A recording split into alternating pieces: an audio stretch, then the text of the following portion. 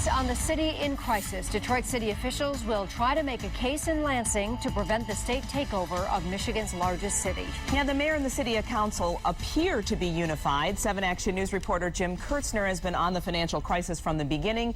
He joins us live from City Hall with the very latest. And Jim, who's going to Lansing and how is this going to be done?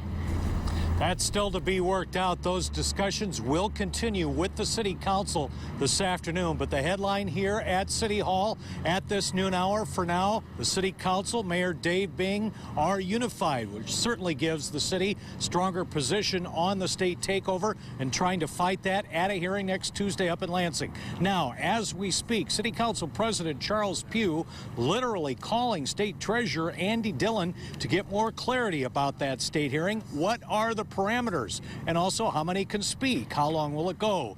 The council has been told it can only dispute the facts if the city has a $14 billion long-term deficit, and the key, no viable plan to fix it. Mayor's liaison telling City Council the mayor is on board to dispute the facts, but at the hearing, is it going to be a slam dunk? That's a pretty narrow standard in my view, and it's one which does not give me a warm and fuzzy feeling about how much leeway anyone that shows up on that day is going to have. If you're not able to present one would not, I mean, it may be a sham, but it shouldn't be a sham. I think you have to presume that the hearing is meaningful. Now, here's another wrinkle in this process. There's a new state law on takeovers that goes into effect on March the 28th.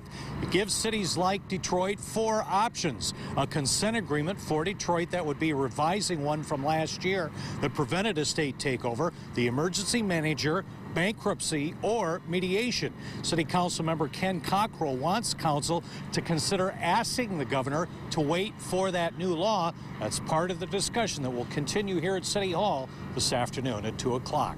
Ladies? All right, you know, Jim, I've got a question. When the governor was here last week, he talked about the hearing and about how at that hearing, like you said, they could only dispute the consideration that went into determining a financial emergency. But he said part of this 10-day appeals process is that the city could bring him more information during that 10 days. Is there any talk of the city meeting with the governor in the next couple days saying, here's our new plan to prevent this from happening?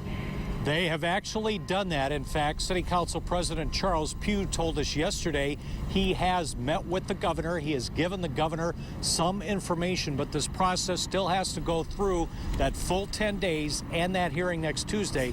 That's when we will get the next decision from the governor. All right, I know you'll be on top of it as you have been all the way, Jim. Thanks so much.